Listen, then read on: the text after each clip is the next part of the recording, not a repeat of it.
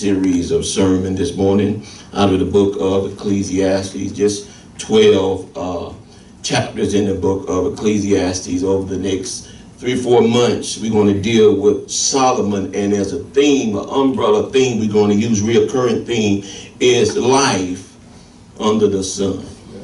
Life under the sun. Solomon is speaking about life here on earth, not like Paul, who talked about his mentality was thinking about we're already in heavenly places. We're already in the kingdom of God. Our address already changed. But Solomon here takes his vantage point from an earthly perspective. And I want to use for a subject, is life worth living? Question. I want you to ponder on that for a moment. When you find your text, turn with me in the Old Testament book of Ecclesiastes, page 983 in my Bible. I don't know how much that's going to help you, but you got Proverbs, Psalms, Proverbs, then you have Ecclesiastes, Songs of Solomon in that general area. So in the meantime, when you're home, read through it so you can have some understanding of where we're going through as we proceed through the book of Ecclesiastes with the theme, recurring theme, life under the sun. Everyone standing with your Bibles open. Read along with me in your Bibles silently as I read aloud. Ecclesiastes chapter 1, verse 1.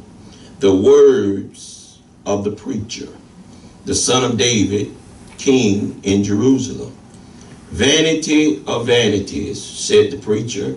Vanity of vanities, all is vanity.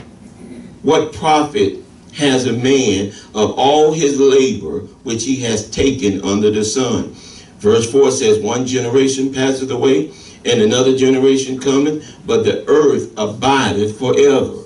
The sun also arise, and the sun goeth down, and hasten to its place where he arose. The wind goeth towards the south, and turneth about unto the north.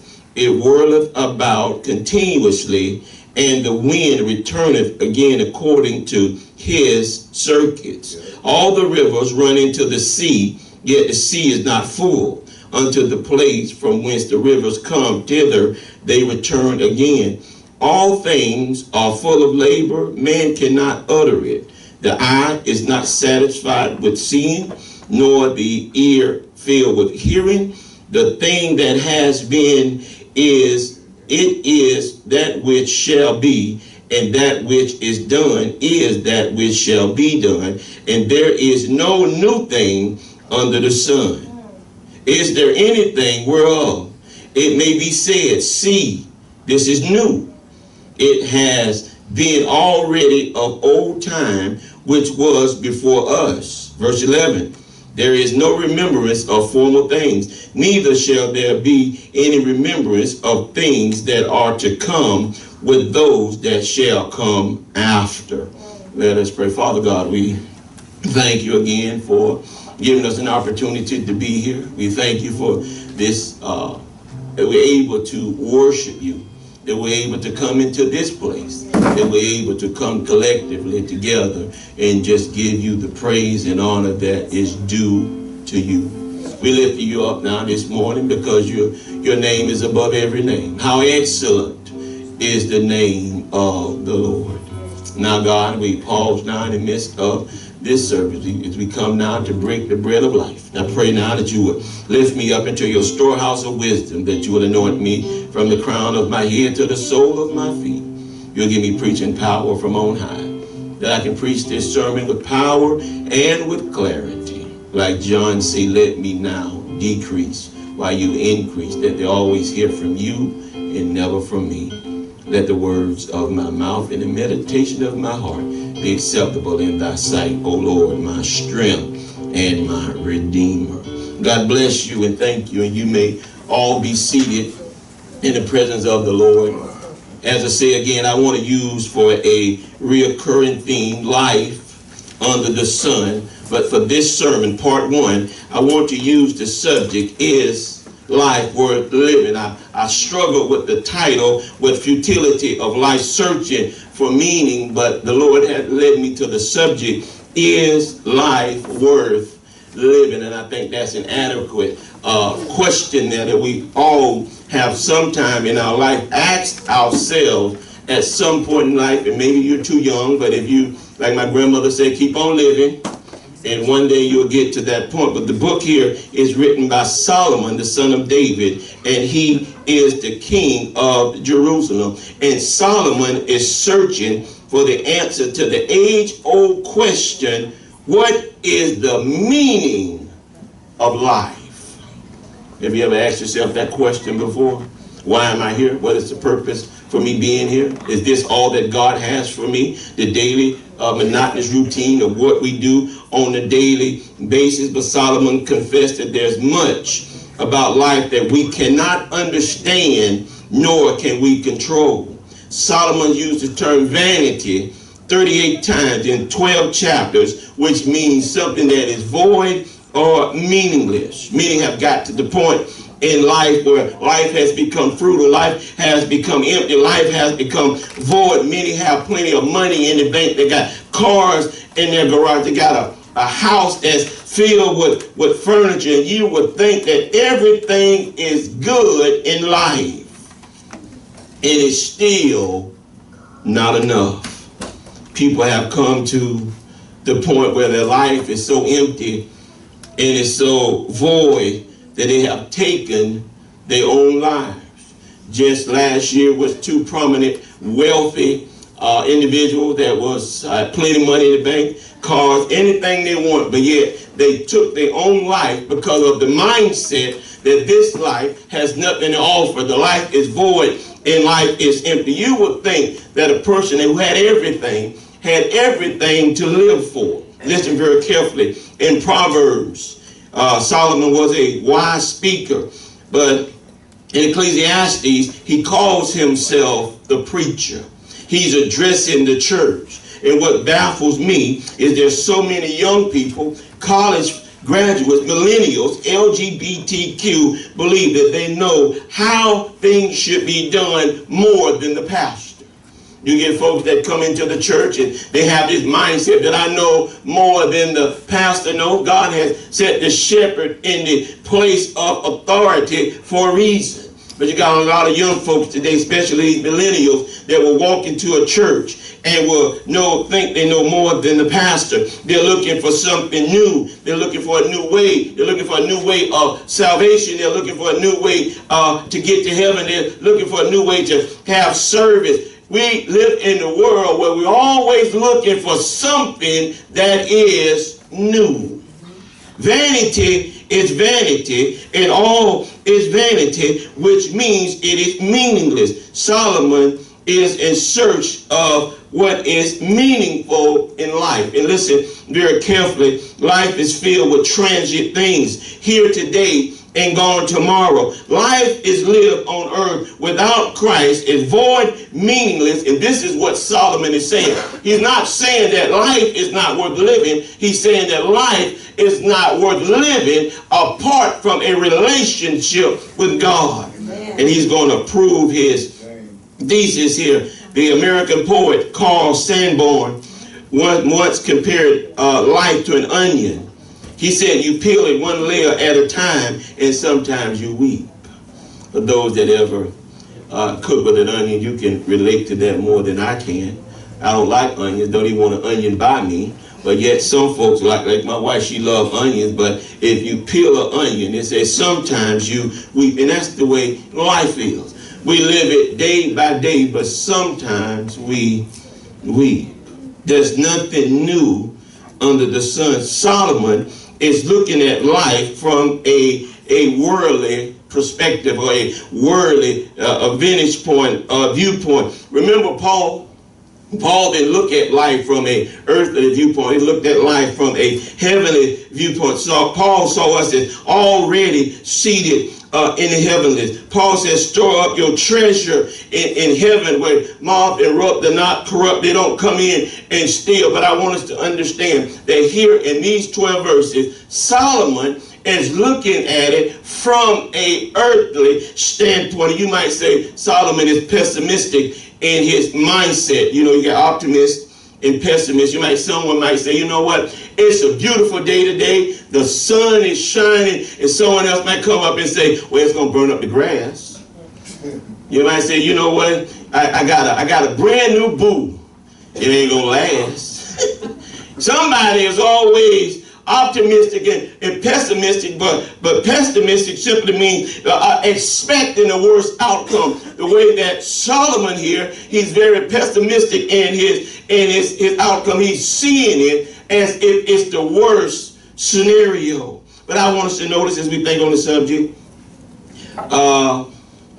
is life worth living? There's three things I want us to observe. First of all, is the futility of life declared. Secondly, is the futility of life demonstrated. And thirdly, is the futility of life detailed. But notice point number one, the futility of life declared in verses 1, 2, and verse 3. First of all, we're dealing with this man, Solomon. Solomon is the richest, wisest man that ever walked on earth other than our Lord and Savior, Jesus Christ. He was wise because he asked for wisdom, and because he asked for wisdom, God gave him riches. And also, the third thing that Solomon had was women. He had 700 wives, 300 concubines. If anybody doing the math, that's a grand. Now, let's just say there's 365 days in a year. If by way of strength, one a day, so that's 300, carry the one. So that if he rotated it, it would take almost 3 years to get back around. That's a whole lot of women. But they say he was just collecting them like we collect trophies, and he would just stash them over in the corner. But I don't know what he did with the 700 wives. And then out of the 700 wives, they drew him away from his faith. He didn't lose God. He added to God, because each one of these women had a separate God. Instead of him tearing down, he would build a shrine, an altar, a place of worship for each one of those who served these separate gods. So he didn't abandon God. He just added a whole lots of gods to the God in which he served. Sounds like us today. You know, we just add to our gods. He was an old man now, and now Solomon looked back over his life, and he's tried just about everything: whiskey and wine, the world, the word, and women. And he found at the end of his life that there's no meaning in life apart from God. Yeah. Paul says he counted all joy for the excellency to know Christ. Paul says all that he has accomplished on the other side of Christ was dung. It was useless. Everything apart from Christ is worth it. But notice, first of all, the preacher's counsel there in verse 1. And it says the words of the preacher. The word preacher there is koheleth. That's the Hebrew word. Koheleth means preacher, or the assembly. When you go to the Greek, it's ecclesia, which means the called out ones. The Septuagint version of the Hebrew text translated in Greek is ecclesia, the called out ones. But koheleth simply means preacher. He's calling them, assembling them together. Solomon is now the king, and he's trying to he's tried everything that the world had to offer. When you think about money, you think about Bill Gates and the guy over Amazon, Jeff Bezos, whatever. You know, Solomon had money. I think if you combine all those guys together, they still could not touch Solomon when it came to wealth. Solomon had the opportunity to do whatever he wanted. He had chariots out of this world, horses, enough horses to fill stables that Jacksonville itself could not contain. So Solomon says, as he's towards the end of his life, he's looking back over his life, and he sees that everything apart from Christ is vanity. He said, I've tried everything. He addressed in the audience and tried to give instructions of life that all is meaningless. Solomon here, I believe, is trying to get others to avoid the mistakes that he made in life by hearing it from a seasoned preacher. It's just like a parent trying to explain to their children so they can avoid the pitfalls in life by seeing it from an aged mother or aged father. I've been down that path. I've walked down that road, and I'm trying to get you not to experience the same pitfalls that I experienced. We see life as a lesson, even though we can't control it. It is a lesson from God. But most people don't want to hear wise counsel. Most people have already made their decision, already made their direction, the course in life that they want. They're just looking for somebody to affirm what they've already want. So we go find people that will affirm what we're doing. That's the way folks do now. When the text says that you heat yourself, pastors having itching ears, you go and you find pastors that's going to say what you want to hear, not what you need to hear. So this is what he's saying now. Nobody wants to hear wise counsel. He's simply looking for the affirmation of someone else. Wise counsel. Put God first in your life. Read your Bible. Let God do the driving. Obey your parents is wise counsel. Mark Twain once stated that if life could begin at 80 and revert back to infancy, it would be a whole lot better if we could start off at 80 and go backwards. And I'm pretty sure that we wouldn't have some of the situations and problems that we have in life today. But not only the preacher's counsel, but notice the perceptive conclusion there in verse 2. It says, vanity of vanities, said the preacher, the Koheleth. Vanity of vanities, all is vanity. How much is all? All. He said all is empty, is void, and it is without meaning. Vanity means emptiness, meaningless, if God is not in the midst of it. Have you ever tried something and you tried to get it to work, and you tried over and over and over and over again, and you tried to get it to work, and you just realized that it ain't going to work, and you ask yourself the question, is it worth it? Say it again. Some relationships, marriages, children's, jobs, whatever the situation, I've tried and I've tried and I've tried, and I ask myself, what is the meaning? I'm ready to give up. I put forth the effort, but what's the meaning? And many look back over their life and they say, why didn't I do this sooner? It was one young gentleman, I can't tell the whole story, just allow me to mini paraphrase. They prayed for him like 40, 50 years to get saved. Finally, he came down the aisle. He gave his life to Christ. You think this was a joyous occasion? The man sat there and he wept because of the fact that if he would have gotten saved sooner in life, he could have been a benefit for the kingdom of God. Yeah. He said, why did I wait so late to decide to come to church? Why did I wait so late to give my life to Christ? Why did I wait so late to stop drinking? Why did I wait so late to stop doing drugs? Many folks will look back and get to the end of their life and say, why didn't I do such and such? When you look at all you have and all you have done, you find it useless apart from Christ. Many people have the mindset that life is peaches and cream. As the millennials, a lot of them today, they still hadn't got to the point, those younger ones hadn't got to the point where they hit a bump in the road yet. They don't know what a struggle is. They don't know what the problem is. And many think that life is peaches and cream, as well as many adults today. But life is not that way. Life is filled with problems. Life is filled with pitfalls and perplexities in life. You remember the story of Job.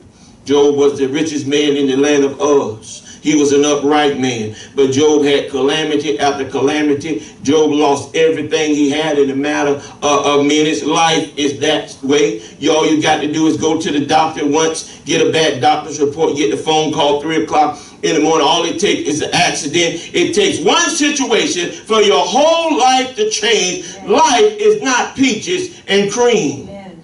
We have problems and difficulties in life. Solomon was the wealthiest, wisest man that ever walked the planet. But when he asked, God gave Solomon a blank check. And he said, Solomon, I'll grant you anything that you want. Now, if God was to give you that check, what would you fill in? You know what I want? I want a Hellcat. Dodge Hellcat. 707 horsepower. Wow. That's what I want.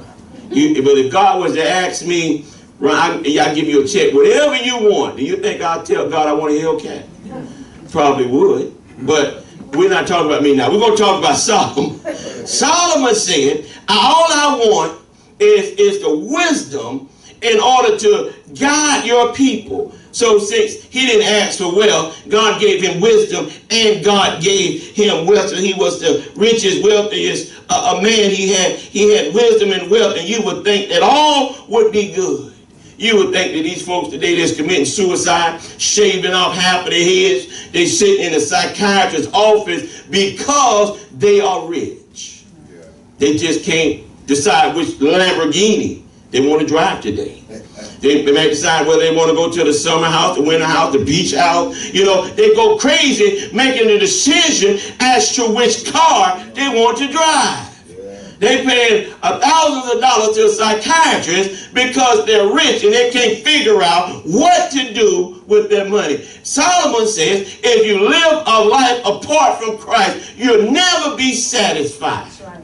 I don't care how much you have. I don't care how much God has blessed you with. You'll never be satisfied. But not only the perceptive conclusion, notice the prophet challenged in verse 3. And it says, what profit has a man of all his labor which he's taken under the sun? That's a question. The word profit there means the net gain, or what is the benefit. Most folks have the mindset that they'll say, what's in it for me? Ask somebody to do something, and I guarantee you they'll say, what's in it for me? How much am I going to get out of? Go ask any musician to play for the church. What's in it for me?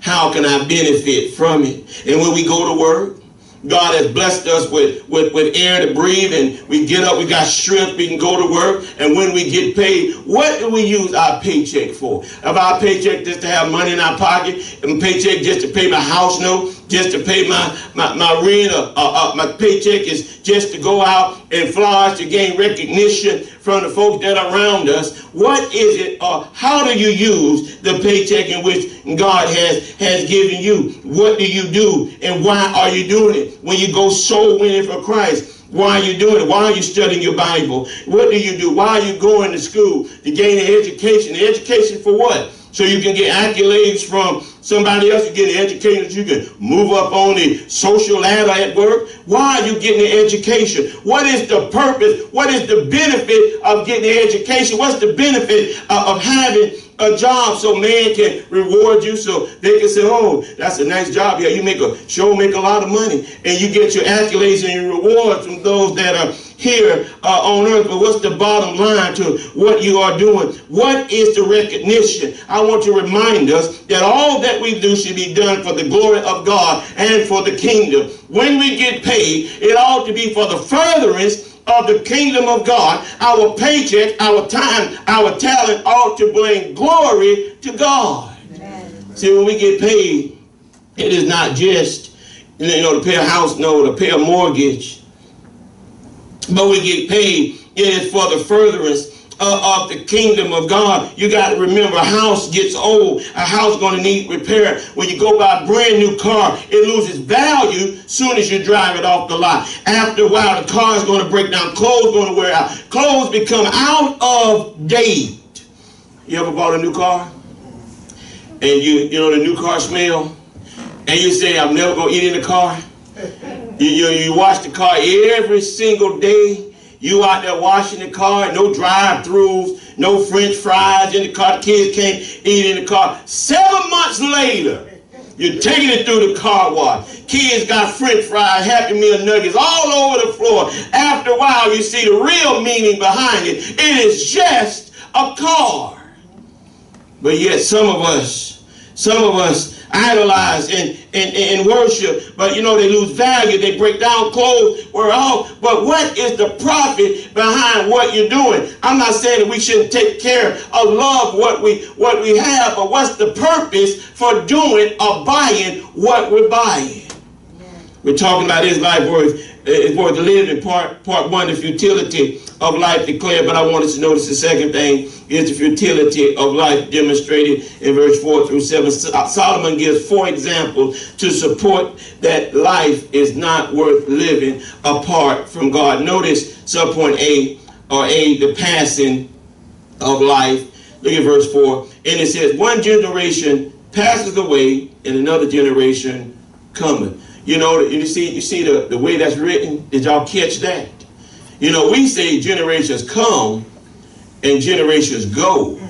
They said generations go and come. So the emphasis is on you going. One generation goeth, another cometh. But what he's saying is you're here today and you're gone tomorrow.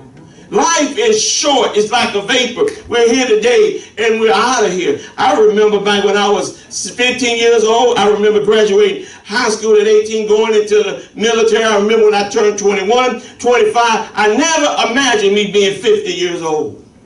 But life is short.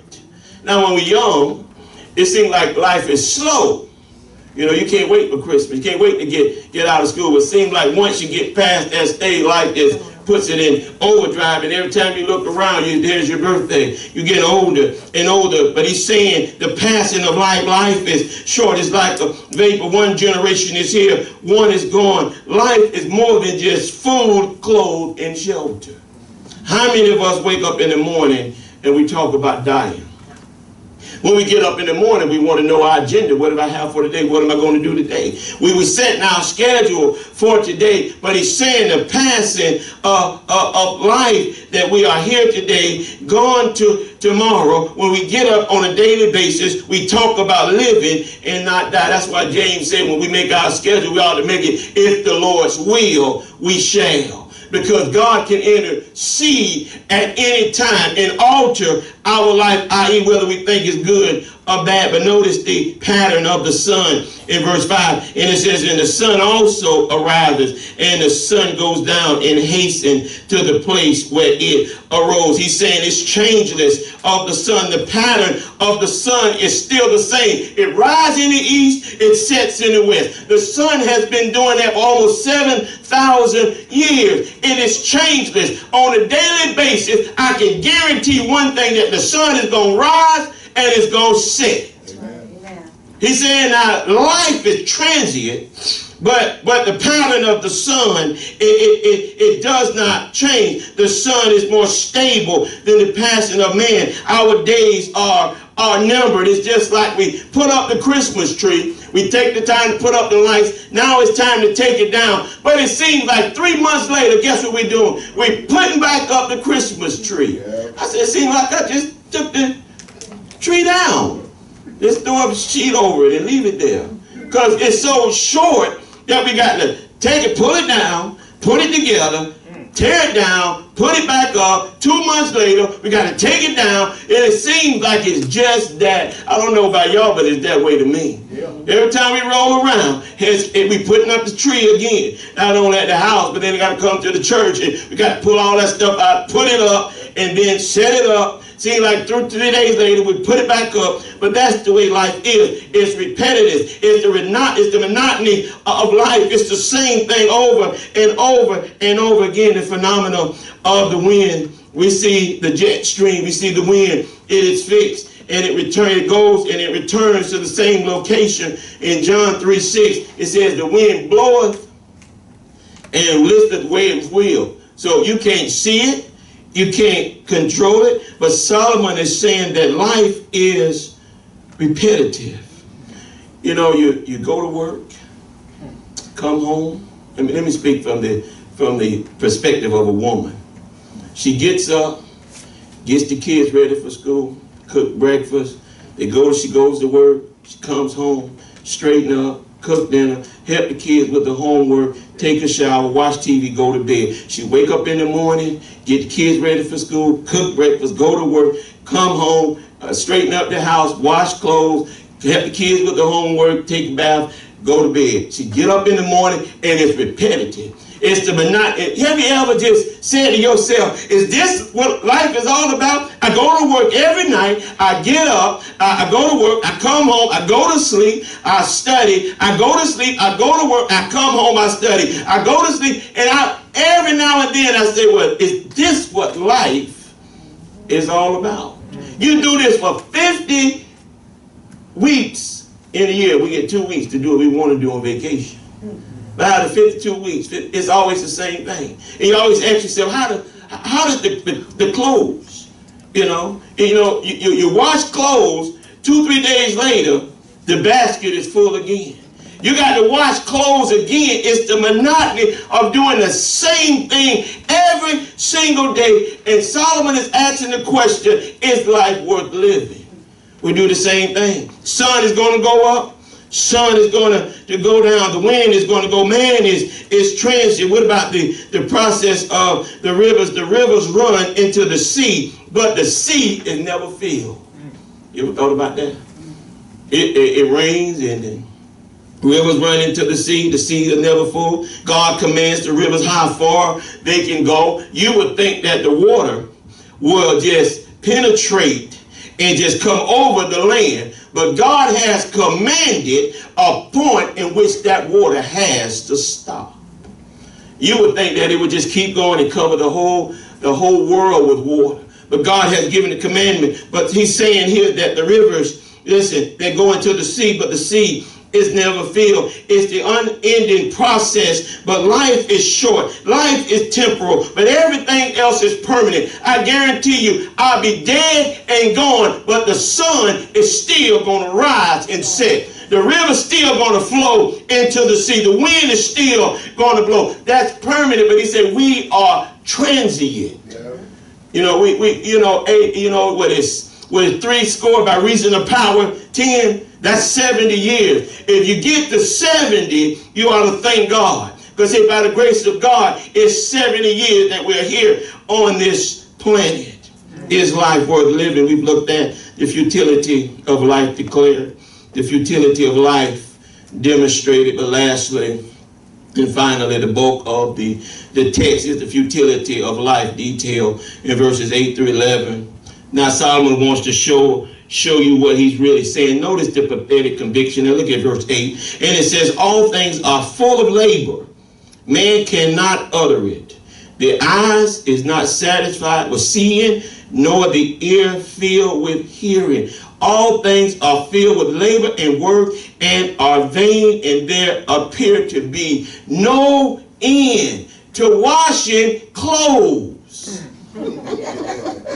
My wife, God bless her heart. She said, I could have swore I just washed clothes and the hem of the top is lifted up. And she washed clothes, seemed like 3 days later. It's the same thing. We do the same thing. You come home, you cook dinner, you relax for a moment, you take a bath, you go to bed, you go to work. But we do the same thing. It seems to be no end to it. But if man's eyes is on the world, he will never be satisfied. They'll never be satisfied, always seeking and looking for something new. Never satisfied. You got folks who can never, ever keep a job. They're not satisfied on the job. You know what? The boss don't like me. I don't like these hours. I don't like what I do. I'm going to find another job. The people don't like me. They look at me. If you ever knew somebody like that, they jump from job to job. There's always a problem with the job. They jump from marriage to marriage because, listen, I don't like that person now. He don't like. And we always because we're never satisfied, because our eyes are always seeing something else that we want. My grandmother called it taking sand to the beach. How is it that you can desire another woman who has the same thing that the one you got already. Ain't nobody got a monopoly on nothing. Now, if she has something different, but you're going to get the same thing. So why leave what, that's what Solomon said in Proverbs, stolen waters is sweet. But why do we do it? Because we're never satisfied. Our eyes are always wandering. We go out and we buy a new car. Why? Because our eyes are not satisfied. How many people trade in a car because the car does not work? I'll wait a few minutes. The car don't work, so I'm going to buy me a new car. A lot of times we see something new, but we're not satisfied with what we have. You got a 2017, here comes the 2018, you got to switch to the 18 because you're no longer satisfied with the 17 because the 18 got more than the 17, so now you got to switch. This is what Solomon is saying, that people are never satisfied. You're not satisfied with the home. You're not satisfied with these cell phones. I got a Samsung Galaxy 8 Plus. See, that makes a difference. I got a plus. You got an 8. You're not satisfied. Because you know why? Because the marketing, they spend millions and millions of dollars on marketing because they know that we're never satisfied. Well, that's why every year there's something new. You got the 9 out now and the 9 Plus.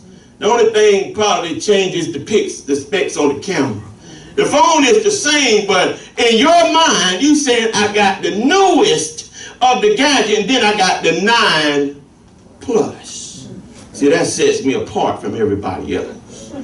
I got the Note 10. That's the way we are. We buy televisions. You want the big screen. Now I want a wide screen. I want a flat screen. I want 3D. No, I want 4D. I want it 7K. No, I want mine to be 10K. I want mine to be not 55 inches, but 109 inches. When are we going to be satisfied? We're not satisfied. These are what, 21-inch black and white.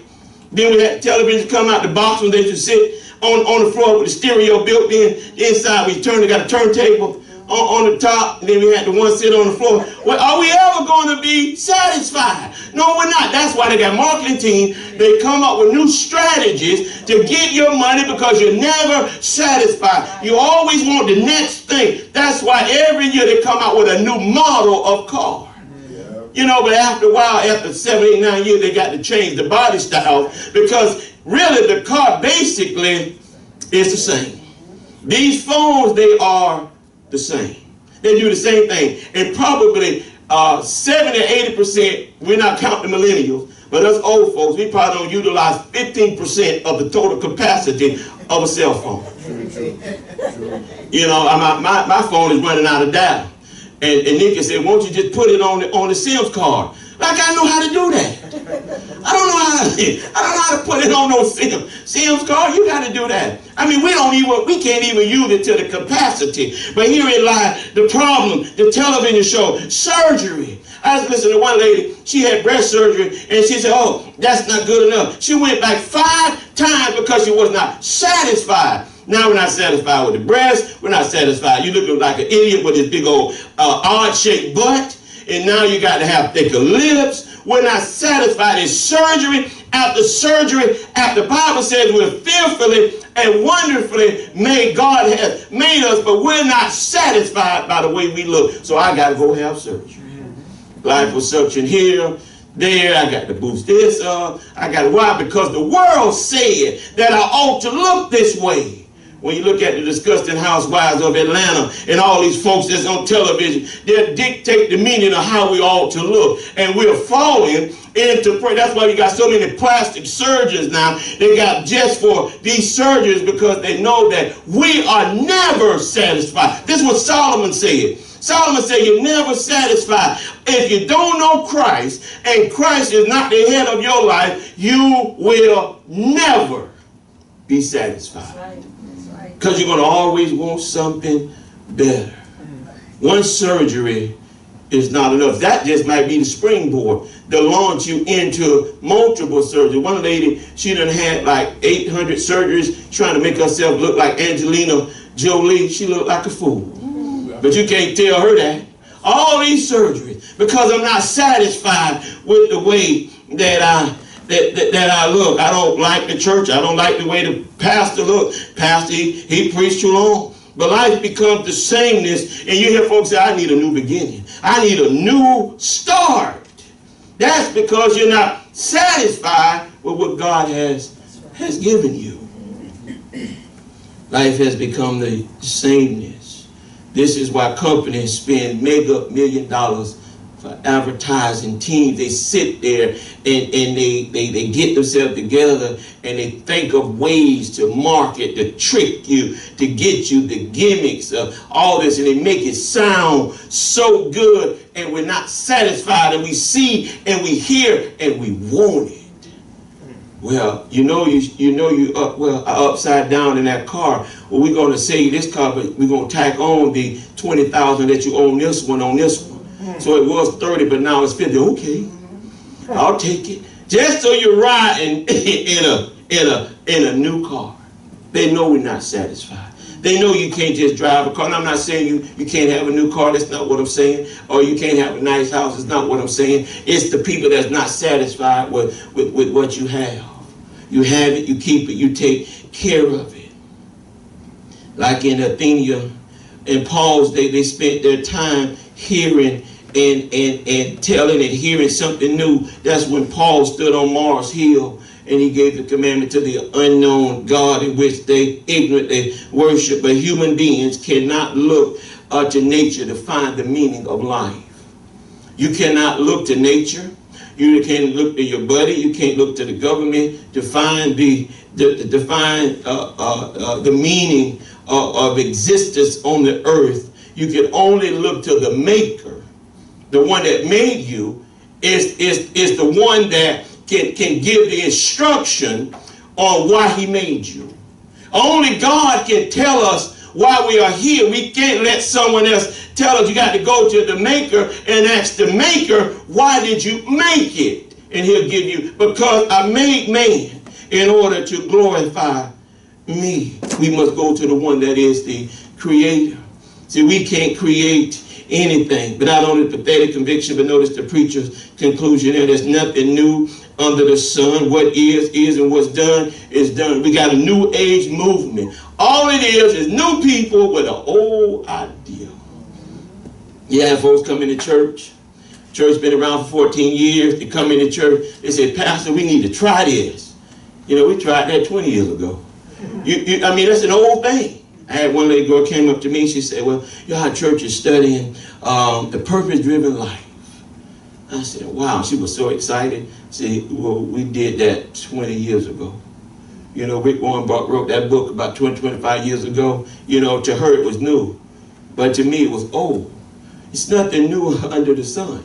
It's the same book. But yet it is maybe have a different cover on it. But yet to her it was new. But there's nothing new under the sun. We just forget it's old. It's not new that we forget that is old. Let me prove my theory. Who won the Heisman Trophy 12 years ago? Who won the Daytona 500 8 years ago? What did you have for dinner 3 weeks ago Thursday? Point made on the speaker, right?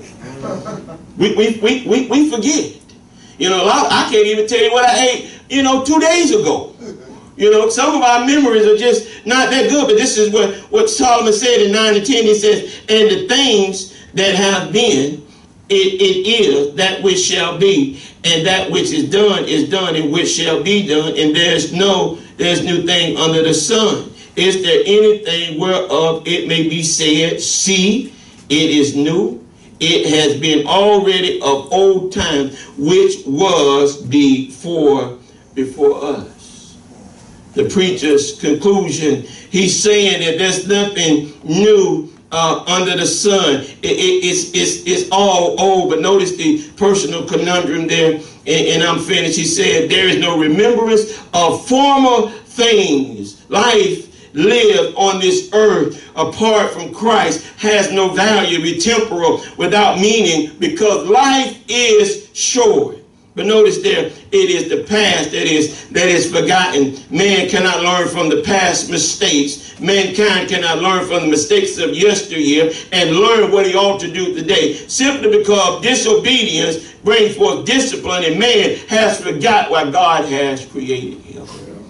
Listen very carefully. We forgot the reason why God has placed us here. You can go to Genesis. Genesis, and it tell you that God created man and woman to come together to procreate and have dominion over the earth. We have already forgotten the former things. We've forgotten why we're here to procreate. The LGBTQ. Now they're saying that man and woman, and you can marry, two men can get married and two women can get married. We've forgotten already the purpose why God has placed us here. We forget so easily. There is no remembrance of the former thing, and there's a perceptual forgiveness there. We don't want to remember. We can't see what's ahead.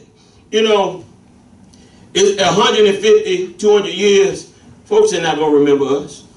They're not going to know who Cheryl Bowman is 200 years from now. And if the church is around, it might be a picture of me, and they say, who is that man? Well, that man, he the one started the church. I don't know. You know, you can't remember. My great-grandmother, mother, I don't even know who she is. I can't even tell you what her name is. You know, that's the way life is. One's going to come a point in time, everybody in here, that even Tulane, Latiana, them two, it's going to be a point in time where they're not going to even know them. Life just keeps on going and going and going and going. The question that he asks, is life worth living? You know, it gets old and we forget. And I remember we had a Monte Carlo, the green one with the stripe going down, and we had that 8-track in there. You know, you had to wait till the song come back around. We had Temptations, and I little Papa was a Rolling Stone, but when he played, that's it. You had to wait for it to roll back around. Then we went to the cassette. Then we had the pencils and the cassette was pop. Then we went to CD night to buy a car. The cars don't have neither one. Everything is live streaming. I remember when Motown 25 came out, we had what was called a Betamax. I'm going to take y'all back so some of y'all could just kind of just listen. The Betamax, Motown 25, that's a little small VHS, and then it came out with the VHS, but I recorded it on the Beta. You know, things are just coming back around. It's nothing new. You know, they made an 8-track, and a CD. What's a CD? Same concept. What's a CD? Same concept. You think it's new, it's still old. It's just a way of recording song in a different manner, but it's the same thing. We just forget about what they are. I'm going to say this, and I'm going to close. And somebody asked me about a Walkman. For the life of me, I could not remember what was a Walkman. I had to go to the internet, pull up Walkman to remember what a Walkman is. Now, I know I had one, but I just could not remember what. Oh, I mean, it was baffling me. I could not remember what a Walkman was. This is Solomon is saying, you know, things are going to come, and the former thing will be forgotten. You know, nobody know about you say anything about a 8-track. Folks be looking at you, and God forbid you show them one. You show them an 8-track. What that big old prehistoric contraption in your hand? But now everything is live streaming. But Solomon say, you know, we forget. We forget about things of, we're not going to remember. You know, we remember now. But come down the road, we're going to forget the greatest, the Brown Bomber, Muhammad Ali, Michael Jordan, Kobe Bryant. It's going to come a point in time, nobody going to, Michael who? Michael Jordan. Who is Michael Jordan? Well, Michael was the greatest of all time. It's going to come to a point where they won't even remember him. Listen as I close. Life is filled with difficulties and problems. And there's much that no one can understand, let alone control. But from the human standpoint, all is vanity and folly. Listen very carefully. He says, but life is God's gift to us, and he wants us to enjoy it and to use it for his glory. Life is a gift from God, and God wants us to use it and use it for his glory. Paul says to young Timothy, all things are given for our glory. God has given us this. He's given us children and husbands and wives and families and mothers. So he's given that for our enjoyment. This is what God has done for us, but he expects us to use it properly for his glory. So instead of complaining about what you don't have, start thanking God for what you do have.